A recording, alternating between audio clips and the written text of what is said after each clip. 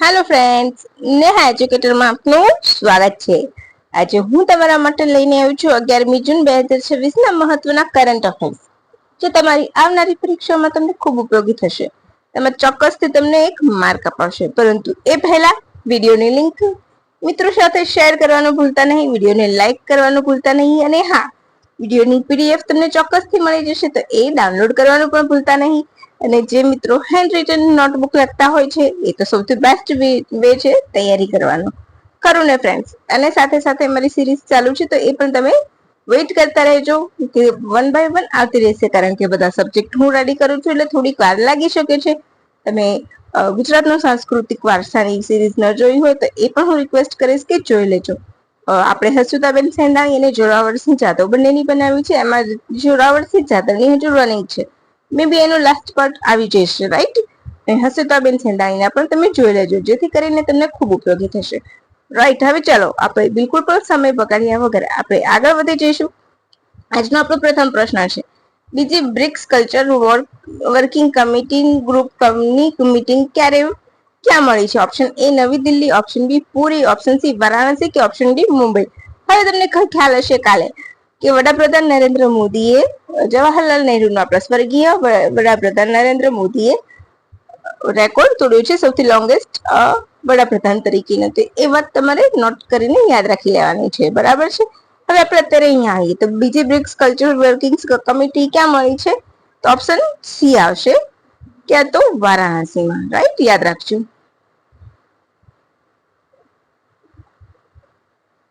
ક્યારે મળી હતી? તો 4 થી 5મી જૂનના રોજ બ્રિક્સની કલ્ચર વર્કિંગ ગ્રુપ મીટિંગ વારાણસીમાં યોજાઈ હતી. જેની થીમ યાદ રાખજો, building for resilience, innovation, cooperation and sustainability હતી. આ થીમ તમારે ચોક્કસ યાદ રાખવાની છે, રાઈટ? એમાં મુખ્ય કયા વિષયો પર ચર્ચા કરાઈ હતી? બધામાં કલ્ચરલ વિશે ચર્ચા કરાઈ હતી. ક્રિએટિવ ઇકોનોમી હતી, copyright and artificial intelligence, cultural heritage and production and return of culture heritage, અને કલ્ચરલ વિશે જેટલી પણ હતી બધી સમિટ અહીંયા યોજાઈ હતી. ઓપ્શન ક્યાં, સોરી. પછી નેક્સ્ટ છે કે બેઠકનું મહત્વ શું? બેઠક કેમ યોજાઈ હતી? એનું ઇમ્પોર્ટન્સ શું હતું? તો બ્રિક્સ દેશ અંગે વચ્ચે સાંસ્કૃતિક સહકાર વધારવાનો છે. એ સિવાય સાંસ્કૃતિક વારસાનું સંરક્ષણ આપવું, પ્રોત્સાહન આપવું, એઆઈ અને સર્જનાત્મક ઉદ્યોગોને સહયોગ વધારવો, ટકાઉ વિકાસ માટે સાંસ્કૃતિક ક્ષેત્રની ભૂમિકા મજબૂત કરવી, એ બધા જ એમાં લેવામાં આવ્યા છે પગલા, વાતો કરવામાં આવી છે. હવે બ્રિક્સ તો શું છે? તો બ્રિક્સ એ 5 પ્રભાવશાળી અર્થવ્યવસ્થાએ ભેગા મળીને સ્થાપવામાં આવી છે. કેવી? તો મધ્યમ જે હોય આપણે, રાઈટ, આપણે વિકસિત નથી પણ વિકાસશીલમાં આવ્યું છે, તો એવા મધ્ય વિકાસશીલ અને બધા દેશો એ ભેગા થઈને મળેલી છે બ્રિક્સ. તો બ્રિક્સ પહેલેથી બ્રિક્સ હતું તો પ્રભાવશાળી અર્થવ્યવસ્થા યાદ રાખવાનું છે, વિકસિત દેશોને નથી યાદ રાખવાનું, બરાબર? યાદ રાખજો. તો ના, પહેલા બ્રિક્સ નતું, પહેલા બ્રિક હતું. તો સ્થાપક દેશો કોણ હતા? બ્રિક્સ. તો બ્રાઝિલ, રશિયા, ઇન્ડિયા અને ચાઇના સ્થાપક સભ્ય દેશ છે, રાઈટ? 2009માં પ્રથમ બેઠક મળી હતી. 2010માં સાઉથ આફ્રિકા જોડાતા તે બ્રિક્સ બની. હવે બ્રિક્સ પ્લસ પણ કહેવાય છે. કેમ? તેનામાં 5 દેશો 2024 ને 25 દરમિયાન જોડાયા છે. હાલ બ્રિક્સમાં કેટલા સભ્ય દેશો છે? 10. કયા કયા જોડાયેલા છે? ઇજિપ્ત, ઇથોપિયા, ઈરાન, યુએઈ, દેન ઇન્ડોનેશિયા. હજુ સાઉદી અરેબિયા પ્રસ્તાવિત છે, હજુ ઓફિશિયલી ઓન પેપર જોડાયું નથી. એ જોડાશે એટલે બ્રિક્સની સભ્ય સંખ્યા 11 ની થઈ જશે. બ્રિક્સ, બરાબર? તમને ખ્યાલ હશે તો બ્રિક્સ દ્વારા ન્યૂ ડેવલપમેન્ટ બેંકની પણ સ્થાપના કરવામાં આવી છે. ક્યારે કરવામાં આવી છે? તો 2014માં. ક્યારે? તો એની 6ઠ્ઠી સમિતિ યોજાઈ હતી. એમાં ફોર્ટેલેઝા સંધિ હેઠળ ન્યૂ ડેવલપમેન્ટ બેંકની સ્થાપના થઈ હતી.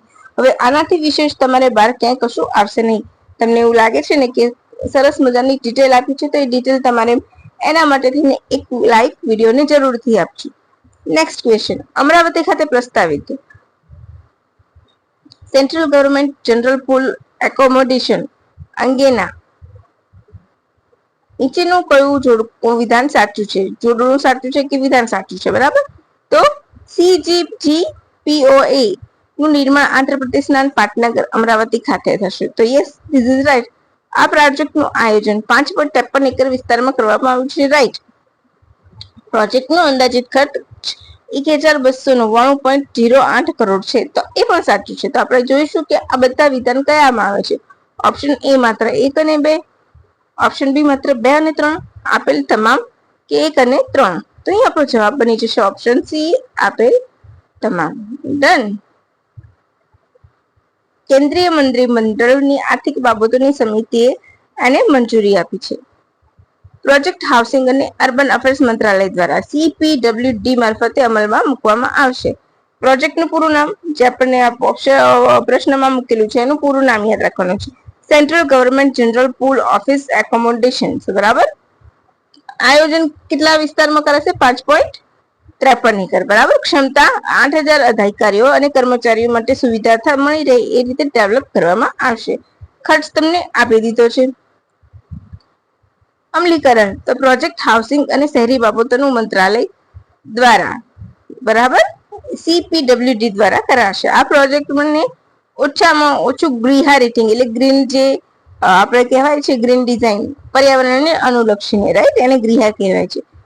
4 રેટિંગ આપવામાં આવશે. રાઈટ. આ તમારું પ્રૂફ.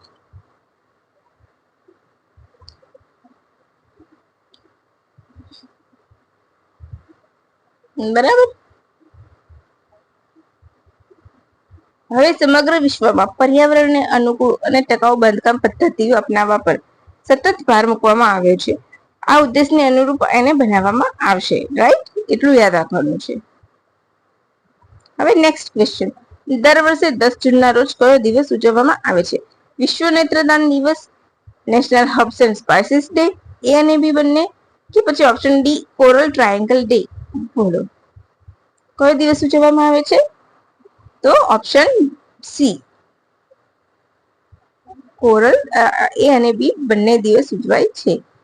બરાબર. આપણે જોયું તો 10 જૂન વિશ્વ નેત્રદાન દિવસ, વર્લ્ડ આઈ ડોનેશન ડે. હેતુ મરણોત્તર નેત્રદાન અંગે જાગૃતિ આપવી, ફેલાવી, એટલે કે લોકો નેત્રદાન કરવાથી ડરતા હોય છે. રાઈટ. તો નેત્રદાન એ મહાદાન, તમે સાંભળ્યું હશે. તો એના માટે તમને શું કહેવાય, ઇન્સ્પિરેશન આપે છે, તમને પ્રોત્સાહિત કરે છે, એને એ તરફ તમારે જાગૃતિ લાવવા માટે, જેથી જે નેત્રહીન વ્યક્તિ છે એને જોવા મળે. રાઈટ. મુખ્ય મુદ્દો, નેત્રદાનથી કોર્નિયાના અંધત્વથી પીડાતા લોકોને દ્રષ્ટિ જોવા માટે મદદરૂપ થઈ શકશે. બરાબર. આ તમારું પ્રૂફ આવશે અહીંયા.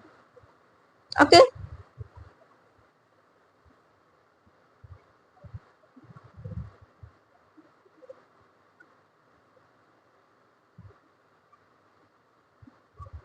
હવે 10 જૂન બીજું તો national herbs and spices day. ઔષધીય છોડ, જડીબુટ્ટી, મસાલાના મહત્વ વિશે જાગૃતિ ફેલાવવા માટે આ દિવસ ઉજવવામાં આવે છે. હવે આપણે બીજા દિવસો પણ જોઈ લઈશું અહીંયા છે તો. રાઈટ. આ તમારું એનું પ્રૂફ છે. ઓકે.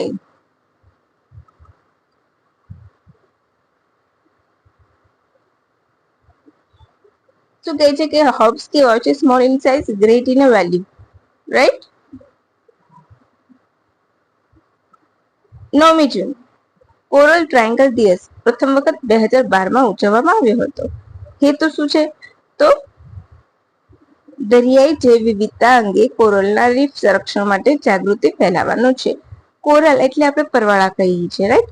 હવે તમારે પરવાળાની વ્યાખ્યા જોઈતી હોય તો તમારે મારા કરંટ અફેરના ભૂગોળના વિડીયો જોવા પડશે. રાઈટ. એમાં હું તમને ધીરે ધીરે એ બધા વિશે માહિતી આપીશ.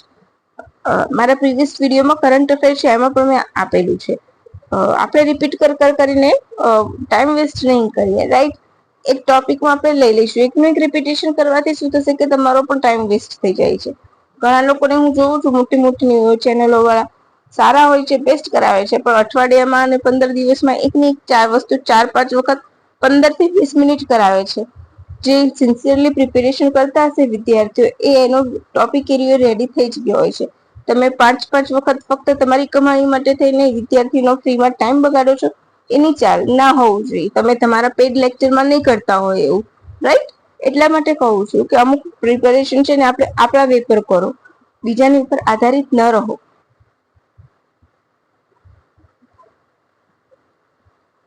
કોરલ ટ્રાયેંગલ દેશો કયા છે? આપણે હવે કોરલ ટ્રાયેંગલ દેશ જોઈએ તો Indonesia, Malaysia, Philippines, Papua new guinea, Solomon island અને તિમોર લેસ્ટે કોરલ ટ્રાયેંગલમાં વસે છે, રાઈટ. એ પછી 9મી જૂન બીજો કયો દિવસ ઉજાય છે? તો આપણે જોયેલું કેટલું ઇન્ટરનેશનલ આર્કાઇવ્સ ડે પ્રથમ વખત 2009માં ઉજવવામાં આવ્યો હતો. પછી બીજો કયો છે? તો પ્રત્યાપન દિવસ એક્રેડિશન ડે એ પણ 2008માં ઉજવવામાં આવ્યો હતો. એ તમને આપેલી છે માહિતી, રાઈટ. બધાના તમને વિષય આપેલા છે. જો વિષય શું છે? તો ગુણવત્તા સલામતી વૈશ્વિક વેપાર માટે પ્રમાણપત્રનું મહત્વ. પછી આર્કાઇવ્સ ડે માં આપણા ઇતિહાસ અને જ્ઞાન ભંડાર, રાઈટ. અને કોરલ ટ્રાયેંગલ તો દરિયાઈ જીવસૃષ્ટિનું સંરક્ષણ, બરાબર છે ને? મસ્ત માહિતી.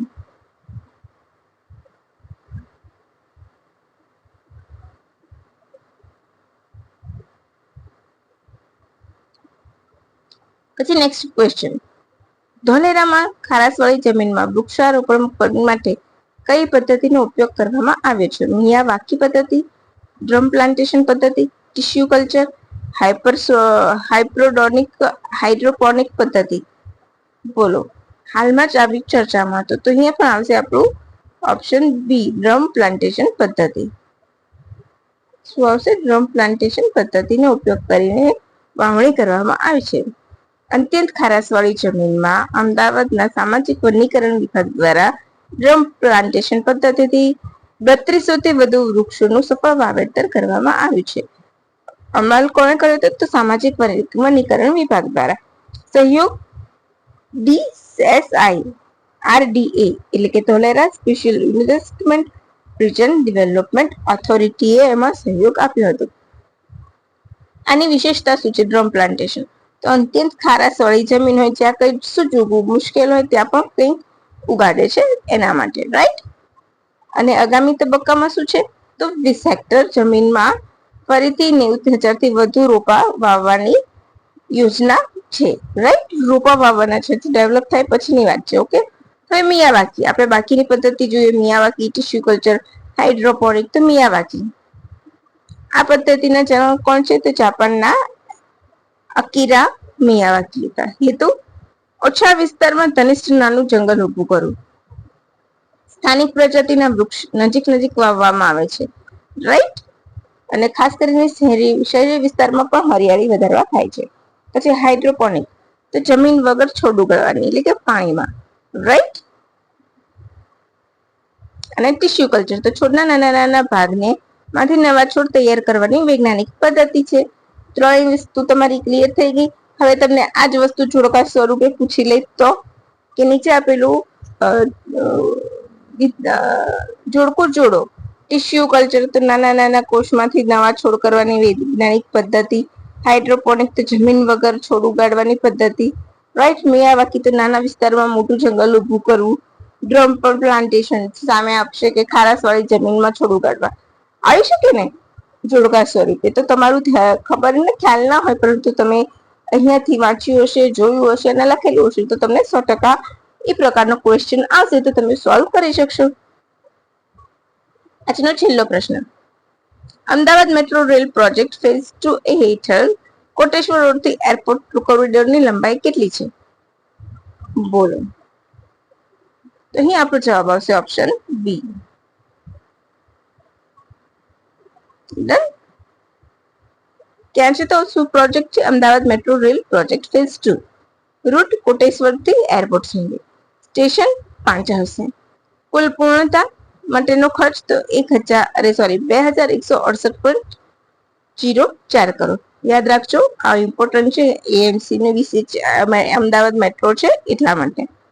મંજૂરી કેન્દ્રીય મંત્રીમંડળ દ્વારા આપવામાં આવે છે. 2014માં પ્રોજેક્ટ શરૂ થયો હતો, રાઈટ. જે 2013 થી પ્રસ્તાવિત હતો, બનતા 2014 લાગ્યું.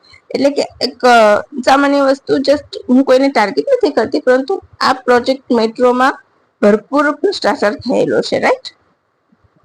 હવે આપણે આ મેટ્રો વિશે જોઈશું. તો પ્રથમ મેટ્રો તો ભારતની પ્રથમ મેટ્રો કલકત્તામાં હતી 1984માં. ભારતનું પ્રથમ મેટ્રો શહેર કલકત્તા કહેવાય છે, રાઈટ. એટલા માટે પ્રથમ લાઈન એરપ્લેન ભવાનીપુર સુધી, હાલનું નેતાજી ભવન. બરાબર, એટલું જ યાદ રાખવાનું છે. બરાબર, સૌથી મોટું રેલવે નેટવર્ક તો દિલ્હીનું છે, એ પણ યાદ રાખવાનું છે. DMRC, right. દિલ્હી NCR વિસ્તારમાં સૌથી વધારે વિશ્વની મેટ્રોમાં પણ એનો નંબર આવે છે. તો ભારતનો વિશ્વની મેટ્રોમાં કયો નંબર આવે છે એટલે નેટવર્ક ધરાવવામાં, એ તમારે મને કમેન્ટ બોક્સમાં કમેન્ટ કરીને કહેવાનું છે. તો બસ ફ્રેન્ડ્સ, આવું જ મસ્ત મજાનું કરંટ અફેર જોઈતું હોય તો નેહા એજ્યુકેટર સાથે જોડાયેલા રહેજો. જો મારી ચેનલને સબસ્ક્રાઇબ ન કરી તો સબસ્ક્રાઇબ કરવાનું ભૂલતા નહીં. વિડીયોની લિંક મિત્રો સાથે શેર કરવાનું ભૂલતા નહીં અને સાથે સાથે વિડીયોને લાઈક કરવાનું ભૂલતા નહીં. અને હું ફરીથી હવે ટૂંક સમયમાં નેક્સ્ટ વિડીયોમાં બનશે એટલું જલ્દી જોરાવરસિંહ જાદવનું જે ટોપિક છે ગુજરાતનો સાંસ્કૃતિક વારસો, એમાંથી હું નેક્સ્ટ વિડીયો લઈને આવીશ અને એના પછી નેક્સ્ટ ભૂગોળ પણ આવી જશે. તો તમે જેમ જોડાયેલા રહેશો ને જોતા જશો ને તો તમને ખ્યાલ આવશે કે એકદમ બેસિક લેવલ ઉપરથી આપણે હાઈ લેવલ ઉપર જવાનું છે, જેથી તમારા બધા જ ડાઉટ્સ ક્લિયર થઈ જાય. Right friends? તો ચાલો ફ્રેન્ડ્સ, રજા લઈશું. Thank you for watching my video and have a nice day.